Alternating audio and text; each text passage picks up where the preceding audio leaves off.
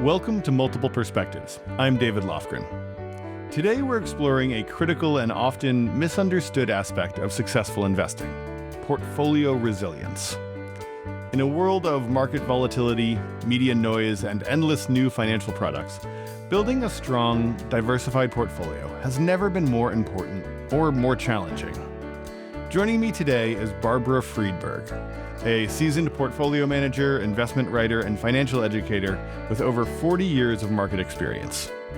Barbara's work spans real estate, stocks, bonds, and alternative assets, and her insights have been featured across major platforms, including Investopedia.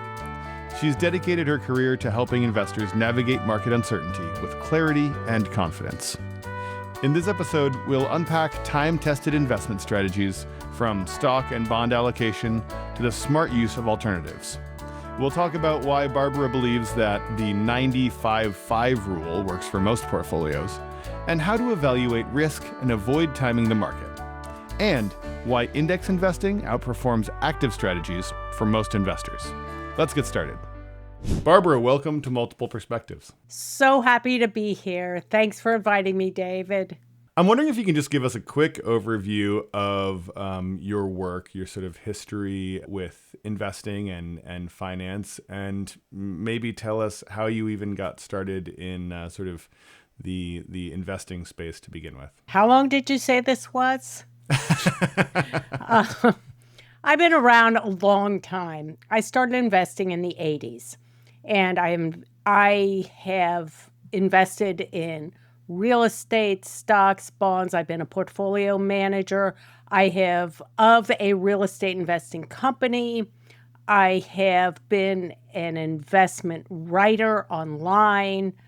So I pretty much covered the gamut, and I have been in the financial markets since 1980. So I feel really confident in being able to address not only what's going on now, but the trends that I have seen and the strategies that really work out best for people who want to build wealth through opportunities that are beyond your 9-to-5 job. Right. Yeah, a recent guest said something along the lines of, if you're trying to find a good person to partner with or someone whose advice you should trust, don't just talk to someone who's been successful from 2022 to now. Talk to someone who actually has been through a few market cycles, really understands what it looks like to go through the highs and the lows. That's really, really good advice. So, your work over the years has helped thousands of investors, and you help them simplify what can often feel like a totally overwhelming financial landscape, right? Given sort of everything that you know about the markets right now, all these things that are happening, rate uncertainty, inflation pressures, what are some of the first principles that you look at? Or sort of what's the perspective that you sort of go back to when you're thinking about how to build a resilient or a well-diversified portfolio today, like in this moment? That is a great question. And I think the key is turn off the noise. Don't get yourself glued to CNBC. Do some research and study on your own so you understand the historical nature of the investment markets. And that includes the stock market, the bond market, the real estate market.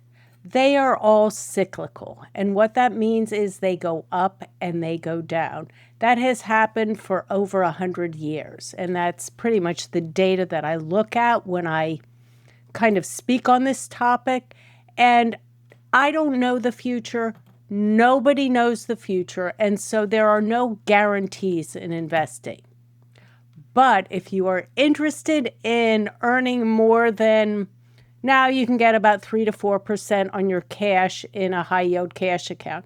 If you really want to keep up with inflation and grow your portfolio, then you need to think about investing in things such as stock market index funds in the U.S. and globally. And those of you that have a job with a 401k, you should be involved in that. You should be putting part of your salary in that every month. And if you don't know what you're doing, choose a target date fund. That will be great.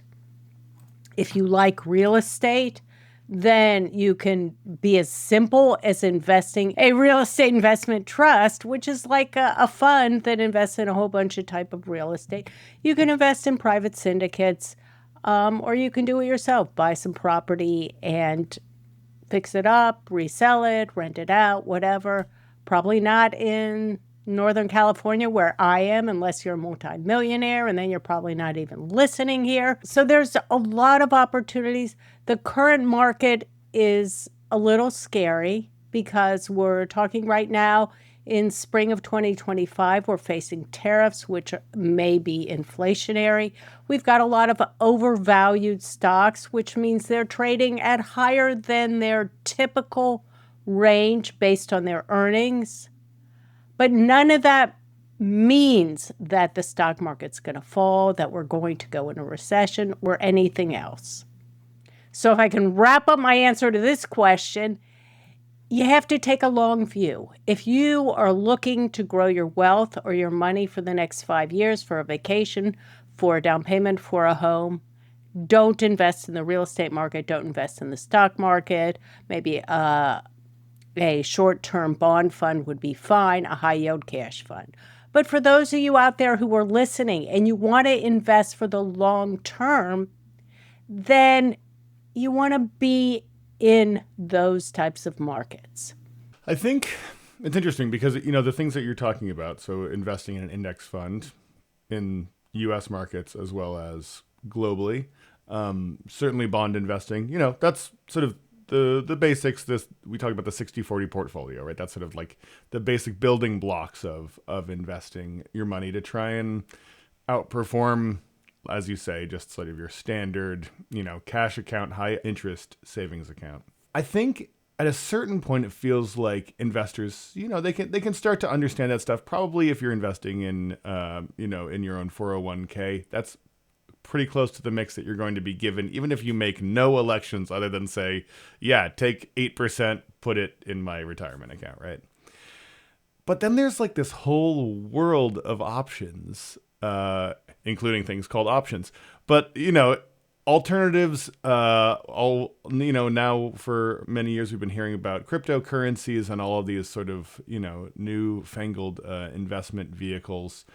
Private equity. I mean, there's all kinds of things that people start hearing about. And certainly if you have conversations with folks, you have the sort of cousin or the uncle or the coworker or the friend or whoever seems to be saying like, yeah, I made so much money doing X, Y, and Z.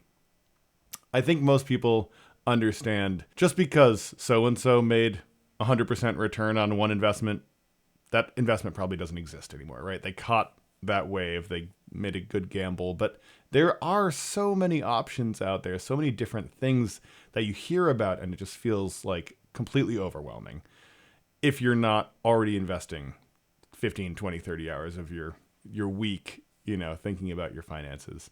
So beyond the standard 60-40 portfolio, where do you tell people to start to look to just sort of unpack these mysterious worlds of, potential investments? That is such a good question, David. And first, let me say, you don't have to invest in alternatives or crypto or any of those type of more niche products. You don't have to do that if you don't want to. I know there's a lot of allure when your brother-in-law is touting the wonderful returns he made. And look, I've been there. I've invested in pretty much everything. And yes, like you said, outstanding returns can be made across every single asset class. I've got stocks in my portfolio I've owned for 25 years that are worth, 10 times more than I invested in. And then I had losers that I sold with a 50% loss, many years ago. So where do you begin? I recommend that people put 90 to 95% of their portfolio in tried and true diversified stock and bond investments, low fee funds. And these are for most people. Now, if you're someone that you really are interested in investing and you want to get into stock picking, and you want to learn about alternatives, and you want to delve into crypto, and this is your thing, then I'm speaking to you. Don't put all your money in these other asset classes, but devote 5 to 10% and start learning point by point. So you're interested in crypto, start reading about crypto. But be careful of who you're listening to, because the unfortunate thing about the internet is that there's so much information and you have a hard time distinguishing what is true from what isn't. So whenever you read about any sort of asset class, you want to look at the credentials of the person writing about it and also what's in it for them. I have written for Investopedia for a long time, and I can say with certainty their articles are educational, well-researched, and by and large non-biased. That is a great place to start learning about a lot of different types of investment, as is Morningstar, which is a very well-regarded investment research platform. Sounds like what you're saying is take small bites, right? Dip a toe in, if we're going to mix all sorts of metaphors here. It's interesting. I noticed that, at least during the pandemic, if you got a Coinbase account, right? So this is like one of these crypto trading platforms. They would give you $5 in Bitcoin just for signing up, which is funny because I never put any more money in. But what it did encourage me to do was continuously sort of check in. Oh, I wonder how that $5 is doing. It's $5. It was free with the account. I've invested $0, but it just created this reason for me to keep sort of checking in on the markets, reading a little bit more. Every time it was in the news, I had sort of a touch point that I could refer back to. Is that what you mean? Just sort of if you take a step in one direction, and it sounds like what you're saying is keep most of your money in the sort of safe, tried and true, we understand how these markets work.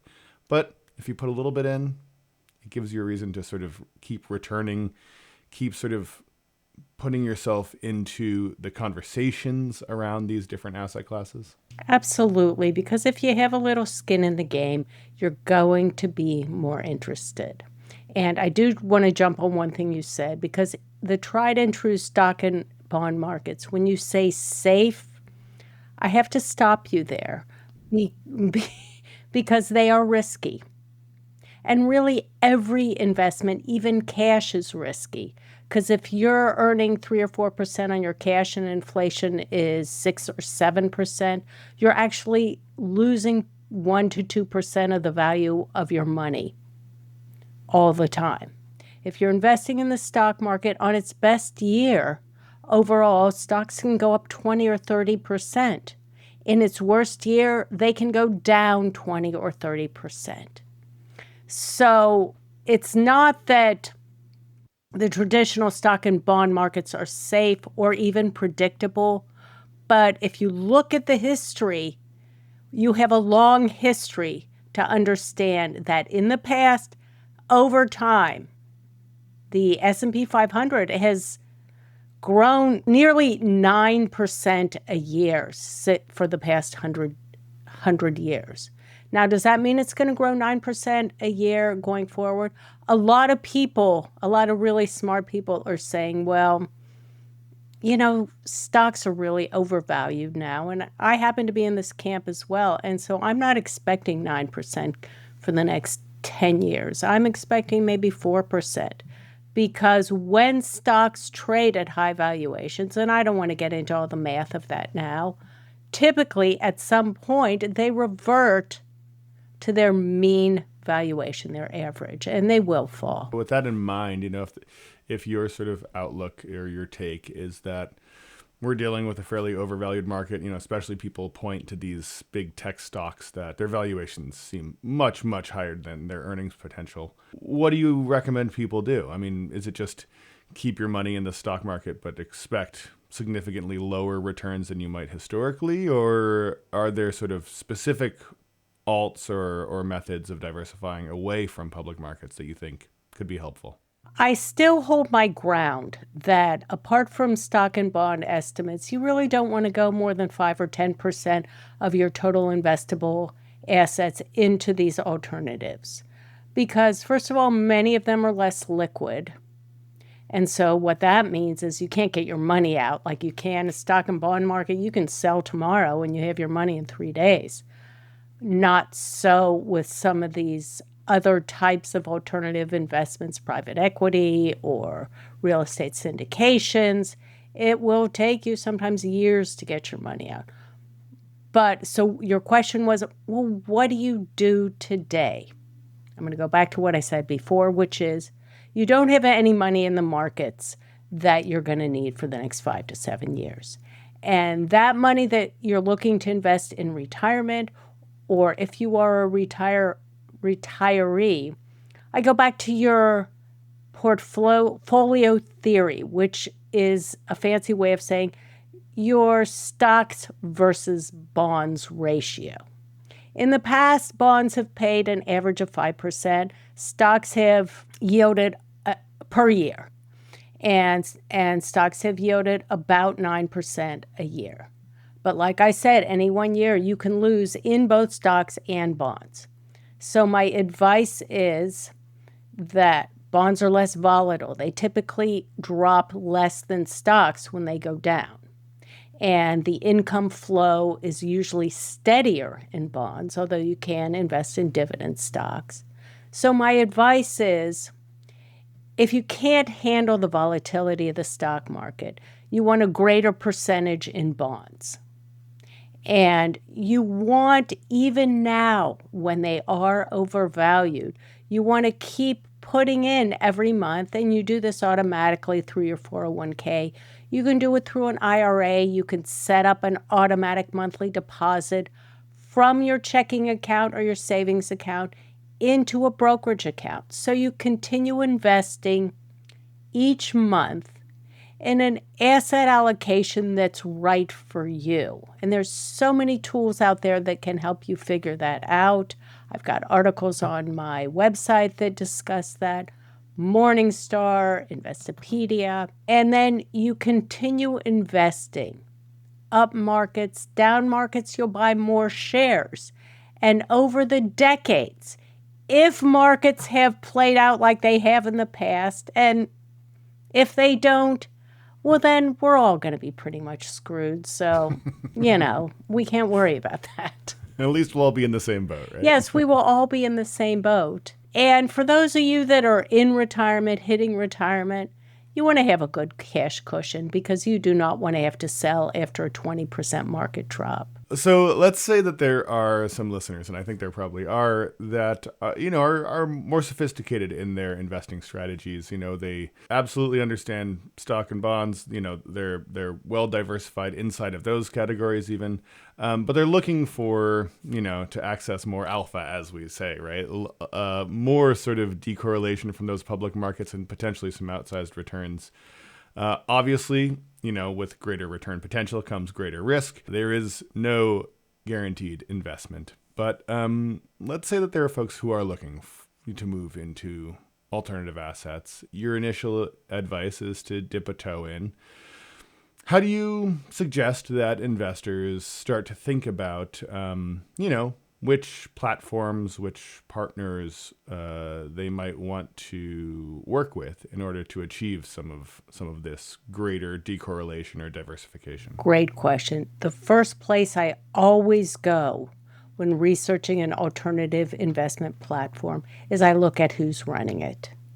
What are their credentials? I can't tell you how many alternative investment platforms I've seen where there's a couple of guys just out of college collecting some money, saying, hey, I'll run your real estate syndication for you.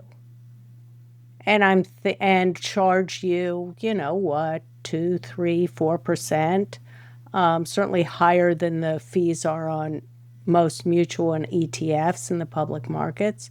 So look at who's running the platform. And a lot of times the people running the platform with the best results do the least amount of advertising. So that is my number one piece of advice. And my number two piece of advice is, there are some funds, some mutual funds in particular, that do dip into these alternative investment classes that might be worth a look. But again, look who's running those funds. You have to spend some time looking not only who's running a fund, but what are they investing in? And then what fees are you paying? Because you may have a fabulous manager and he or she might have great ideas and have had a good history.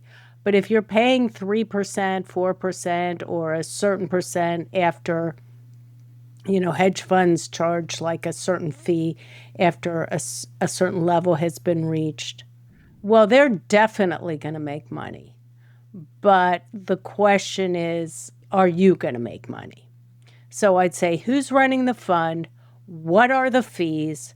What is their track record? And what is their track record measuring? And then you want to compare their track record with comparable benchmarks. And they should be able to give you the benchmarks. So if it's a real estate fund, then you want to look at a real estate index. If it's a private equity business fund, then you want to look at an appropriate public market benchmark. If they're not beating that, then go to the public markets. Interesting. Right. Yeah, it can be easy to buy a compelling pitch if you don't ask any questions, right? There are lots of people out there that are more than happy to give you the pitch. And as long as you don't do any research behind it, it sounds like a great potential. A couple of things that have crossed my desks that I think are fascinating. They're coming out with these legal syndications where you're actually front end loading the fees of a lawyer who's taking on a big case. And if they win, well, your upside is insane because, you've watched the shows. And, these lawyers who take on these huge lawsuits, when they win in like the millions and millions, and you can make a great return. But if they don't win, your return is zero. And so I think those are interesting. There are closed-end funds, which are also very interesting. And there's also these syndications for art. You can buy fractional shares in these companies that are investing in famous art. So you can almost invest in anything. And remember, these types of investments are riskier. But what that also means is your upside is greater, but so is your downside. Sure. Yeah. And that's, obviously that's the space that Equity Multiple and all of the folks in our sort of competitive set are working within, right? It's these sort of like fractionalizing the value that can sort of be gained from creating a business that does something like buy and sell art, buy and sell. We've seen, fine wine or whiskey or collectibles, shoes and whatnot. It's really the sort of the variety of different markets where this is happening is pretty overwhelming.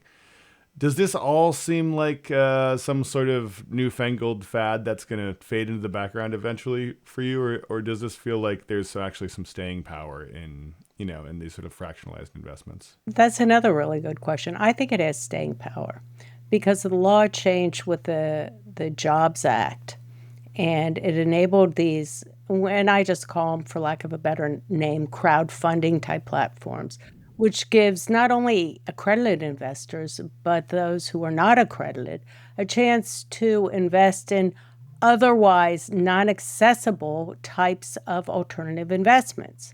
But just because you can doesn't mean you should. So given that legislation, unless it changes, I think it has staying power. But it's on you to do your due diligence and really don't invest too much. And I really liked your strategy of, just invest a small amount, a couple $100, a couple $1,000.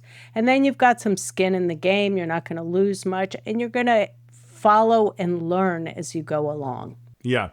It seems like on our platform, at least, we have a couple of very sort of low minimum investments. And it's the place where I can feel investors doing exactly that thing. dipping a toe in, just enough to sort of get a sense of the world. Of course, it takes a long time to understand, reading a pro forma for a complex investment strategy. And certainly something as abstract as, let's say, art or wine investing, it's pretty hard to understand how to look at comps and understand, what the market is really doing or what the market will do in the future. This all can get pretty abstract pretty fast. If there's no clear option, if there's no sort of easy money to be made here, do you feel like investors should just kind of avoid this at all costs unless they have some spare change? Or is there a strategic play here? Is there a legitimate sort of take 5%, take 10%, and think creatively, maybe be ready to lose that money if you're going to do something risky, like, put it in an asset class that you don't fully understand? But is there actually like sort of a smart strategic approach to this? Or does it all feel a bit like, throwing caution to the wind once you step into these alternative classes? You've got to know yourself first. And the majority of people are not going to put the time in. They're just not. It's not of interest, or it's not a priority, or they don't really have the skill set to read these prospectuses and to understand it, to ferret out what are the fees, and to go through and understand the background of the managers and understand the risks and rewards. For those people, I wouldn't do it. I just wouldn't, because the risk is too great. Or unless you just want to throw some money away and see what happens. If you want to take $500 and put it in something that your next door neighbor tried and just not research it, you can do that. But if you have an interest and there's another cadre of person, look, I was a stock picker for decades. Today, typically the majority of our family's investments are in index funds, but we do have some stocks, and I have spent years studying investing, fundamental valuations, and I have had a lot of success in that endeavor. And if you're the type of person, you like numbers, you're interested in investment markets, you want to broaden your scope of investing past just the basics, then I say by all means, there's no reason not to, except understand the risks and make sure that you do not have more money invested in alternative investments than you can afford to lose. So I'm curious, if you started as a stock picker and that was a big part of your career and things have shifted, what was the driver of that? Is it sort of like risk tolerance or an understanding of sort of what your needs are at different points in your career? Like what helped you move from something more sort of very active in your investment strategy to something more, say, passive or more indexed? It was one moment. I started my MBA when I was quite old, and I had a bachelor's in economics. I had another master's in counseling, which is a whole nother story, and had always wanted to get my MBA as well. I'd been working in the field for a long time. And the first day of my introductory finance class in my MBA program, the professor said, "How many of you think you can beat the market?" Of course, my hand went up. I have been a stock picker for years. I've been pretty successful at it. And she gave me the data, which just blew my mind. And I'm going to ask you this, David. Out of a whole pool of investment managers and investment funds, what percent of those active investment managers every year on average beat the S&P 500 or the total, market indices? Good question. What's your guess? Yeah, I have no idea what the true answer is. I would say somewhere just under 50%. Try 20 to 30%. And the ones that beat it one year won't necessarily repeat. So what that data told me was they are either lucky or they're really good. And if they're really good, are they going to be really good over time? Right. And I was listening to an interview with, I believe it was Eugene Fama, Nobel Prize winner, and he says, how long does it take to determine whether a fund manager is really good or just lucky? You know what he said? A lifetime. Now, he's got the Nobel Prize. I don't. Sure. So with that data, I said, and I still will buy a stock every here and there, and had, had quite a nice portfolio for the company that I worked for as a portfolio manager and also for our family's portfolio. But at that point I said, well, if these people that are, big time active investors owning funds, etc., can't beat the indices, what is the likelihood that I'm going to continue over the next couple of decades? Plus, it is a lot of work. It's a lot of fun. And I have a lot of skill in that area, which actually I can use on funds, on evaluating funds as well. But at that point, I said, I have to go predominantly passively managed, diversified stock and bond ETFs. They have low fees. Many of them have like 2 basis points. For a diversified U.S. stock index fund, that's like 0.02%. It's nothing. So that was the point that I decided that I'm going to go with the indices. Looking forward, I mean, from this point in your career and with your investing experience, do you feel like anything's going to change in your approach or in the way that you're advising people? Is there anything on the horizon that you're thinking, oh, maybe this might change the way I think about investing or financial security? The only thing that I'm really on the fence about is crypto. You mentioned Coinbase. I bought Coinbase at a point. I said, I'm not ready to invest in crypto, but I think Coinbase could be a good proxy for that because they profit when crypto is going up. Coinbase has been all over the place. At one point, I sold it. I sold it for a loss. I don't remember how much, and I hadn't bought a lot. Didn't really matter. But crypto is the one asset class that I'm on the fence about. I am not invested in crypto. I'm not invested in Grayscale, individual coins, the ETFs that are coming out, because I don't see the point. It's not a store of value when it's so volatile. Look, the dollar's volatile, gold is volatile, but crypto is insanely volatile. The thing that captures my interest is that there's a limited supply of Bitcoin anyhow. And so the question remains, if there's a limited supply, first of all, is that really true? I don't know. Right. I don't know if it's really true or not. Then it's got to be a good investment if there's a limited supply and there's continuing demand, just market forces determine that. So you asked, what about the future? I'm going to stay in stock and bond index funds, money market funds for the cash I'll need for the next few years. But for my 5%, and I still have 5% to play with that I give our family, I am not against crypto. I'm just not ready to dive in yet. And I think once I see a point in it, it's not like, well, it's at 100 now or 110. It's too high to go in. First of all, it's going to bounce around. But once I see a value in that, then I think I will invest in probably a fund. Interesting. Very interesting. Barbara, this has been an incredible conversation and very, very educational for me. I appreciate your time. Thanks so much for doing it. It was so fun. And David, you're a great interviewer. You have a great show. And I just want to say, if people want to learn more, check out my YouTube channel, check out my website. I write all over the place. Just Google me. It's Barbara Friedberg.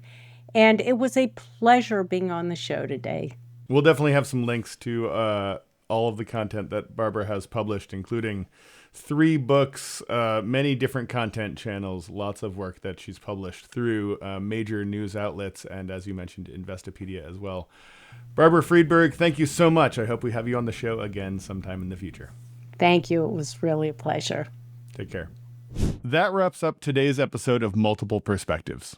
A huge thank you to Barbara Friedberg for sharing her decades of experience and practical strategies for navigating today's investment landscape. I feel like her grounded, sort of no-nonsense approach to building wealth is something every investor, novice or seasoned, can benefit from. If you enjoyed this episode, please subscribe, rate, and leave a comment wherever you get your podcasts. Your support helps us bring you more insightful conversations like this one. Of course, share this episode with friends, clients, or colleagues who want to improve their investing game. And thanks for tuning in. We'll see you next time on Multiple Perspectives. Until then, stay curious, stay diversified, and keep your perspective wide.